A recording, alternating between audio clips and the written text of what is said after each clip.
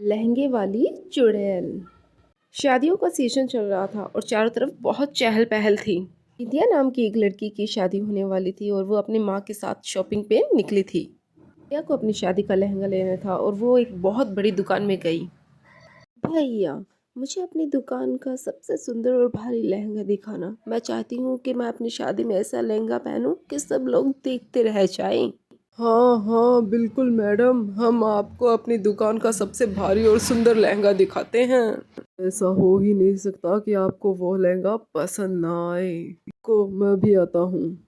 और फिर दुकानदार अपनी दुकान का सबसे सुंदर और भारी लहंगा बिंदिया को दिखाता है और बिंदिया वो लहंगा देखकर बहुत खुश हो जाती है। अरे वाह भैया, ये तो बिल्कुल मेरे सपनों के लहंगे जैसा है। मुझे बिल्कुल ऐसा ही लहंगा चाहिए था। चलो, ये तो बहुत अच्छी बात है कि तुम्हें ये लहंगा पसंद आ गया। अब जल्दी से इसे ले लो और घर चलते हैं, बहुत काम है। बिंदिया की माँ दुकान वाले को पैसे देने लग जाती है। तभी बिंदिया दुकान से बाहर निकल जाती है और सड़क के दूसरे पार जाने लग जाती है। तभी एक बहुत बड़ा ट्रक आकर उसे टक्कर मार देता है। बिंदिया की माँ पीछे से आती है और वो ये सब देखकर दंग रह जाती है। नहीं, ये सब क्या हो गया? बिंदिया उठो, बिंदिया उठो ना।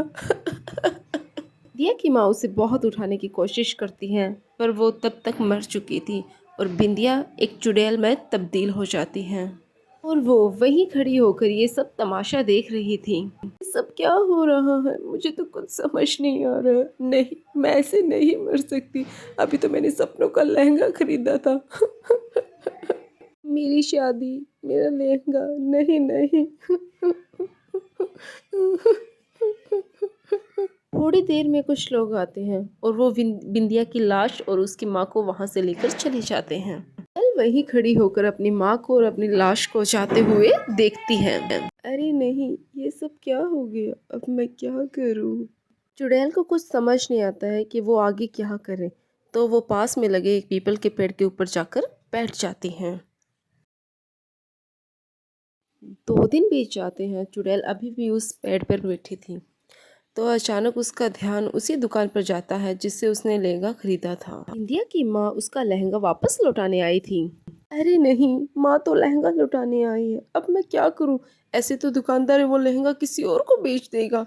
नहीं, ऐसा नहीं हो सकता। नहीं नहीं, मैं अपना लहंगा किसी और के पास नहीं जाने दूंगी। वो सिर्फ मेरा लहंगा है और उसे सिर्फ मैं ही पहनूंगी। चुड़ैल मन ही मन ठान लेती है कि वो अपने लहंगे को किसी और का नहीं होने देगी और वो हर हाल में अपने लहंगे को पाकर रहेगी। जब चुड़ैल की माँ वहां से चली जाती है तब चुड़ैल दुकान के अंदर जाती है। चुड़ैल को दुकान में आता देख सभी लोग वहां से भाग जाते हैं।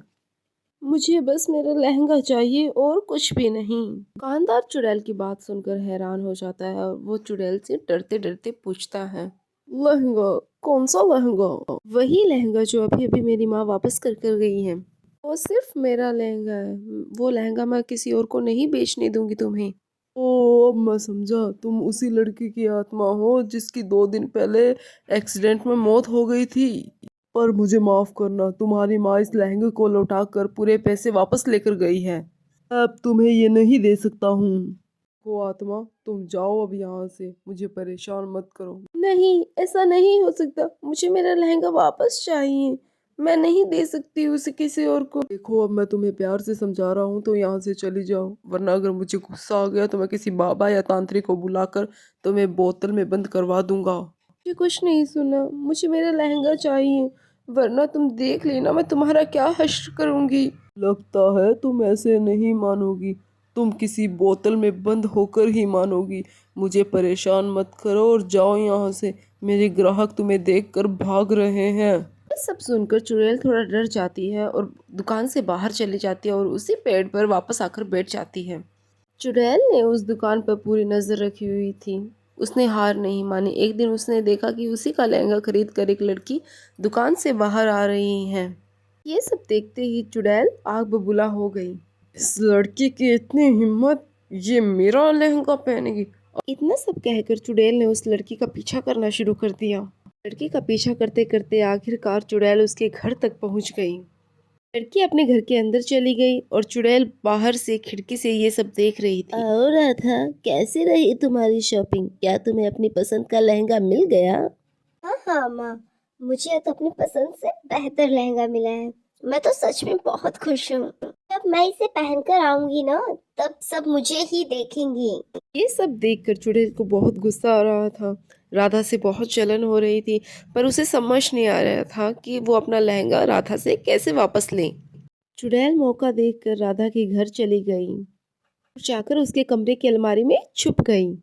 तभी राधा अपने कमरे में उस लहंगे को लेकर आती है और उसे रखने के लिए अलमारी खोलती है। तभी वहां चुड़ैल को देखकर राधा जोर जोर से चिल्लाने लग जाती है। बचाओ बचाओ चुड़ैल! राधा चिल्लाते चिल्लाते हुए बेहोश हो जाती है और उसके हाथ में पकड़ा हुआ लहंगा वहीं गिर जाता है। ये अच्छा मौका है, मुझे यहाँ से निकल जाना चाहिए, इससे पहले कोई यहाँ पर आ जाए। चुड़ैल लहंगा उठाकर राधा के कमरे की खिड़की से भाग जाती है, जंगल की तरफ चली जाती है। अब ये लहंगा सिर्फ और सिर्फ मेरा है। कोई भी मुझसे ये लहंगा चुरा नहीं सकता। जल्दी से अब किसी शांत जगह जाती हूँ और इस लहंगे को पहनकर देखती हूँ कैसा लगता है ये मुझ पर। बड़ा मजा आएगा। चुड़ैल जंगल के बीचों बीच पहुंच जाती है और वो लहंगा पहन लेती है। इधर राधा के घर पर सभी लहंगा चोरी होने की वजह से परेशान थे। राधा भी रोई जा रही थी, सबको यही बता रही थी कि उसका लहंगा एक चुड़ैल चोरी कर कर ले गई।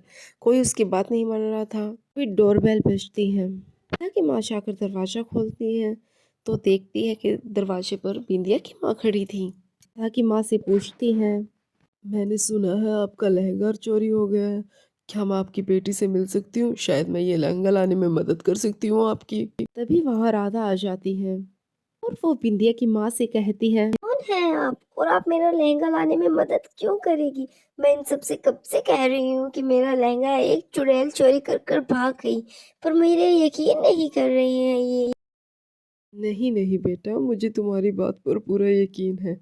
वो चुड़ैल कोई और नहीं, वो मेरी ही बेटी है, जिसकी उसी लहंगे की दुकान के सामने मौत हो गई थी। ये सब सुनकर सभी बहुत हैरान हो जाते हैं। बिंदिया की माँ राधा की माँ को सारी बात बता देती है और वो सभी जंगल की तरफ चले जाते हैं और चुड़ैल को ढूंढने लग जाते हैं। उधर चुड़ैल लहंगा पहनकर बहुत खुश थी और वो नाच रही थी। बिंदिया की माँ उसे नाचता हुआ देख लेती है। वाह वाह वाह, कितना सुंदर लहंगा है, ये मुझ पर तो और भी ज्यादा सुंदर लगता है। वाह वाह वाह, क्या बात है। चुड़ैल गोल गोल घूमकर नाच रही थी। तभी बिंदिया की माँ उसे कहती है, रुक जा बिंदिया। अरे माँ, तुम? कोई बात नहीं, अच्छा हुआ तुम यहाँ आ गई। देखो ना मैं कितनी सुंदर लग रही हूँ। भले ही मेरी शादी का सपना सच नहीं हुआ, पर मेरे लहंगे का सपना सच हो गया।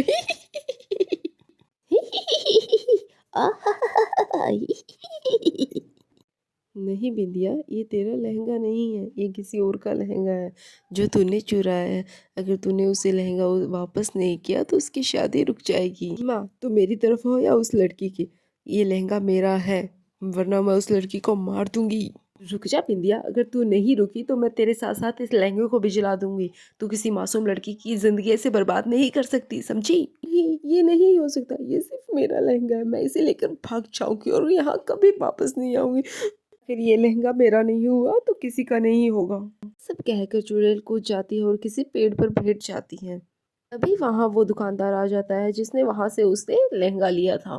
रुक जाओ, ये देखो मेरे पास क्या है। ये लो चुड़ैल लहंगा, ये जो मेरे हाथ में है वो तो पहले से ज्यादा खूबसूरत है। इसको पहनने पर तुम और ज्यादा खूबसूरत लगोगी। हाँ, जल्दी आओ नीचे और इसे पहन लो। चुड़ैल नीचे आती है और उस लहंगे को पकड़ लेती है।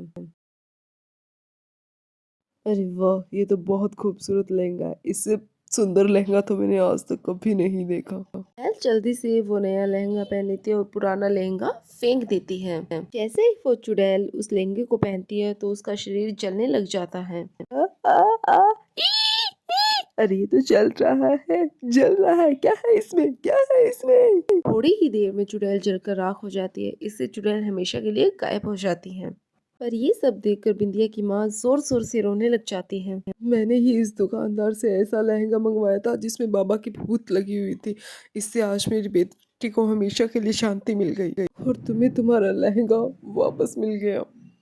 वीडियो अच्छी लगी है तो सब्सक्राइब करना।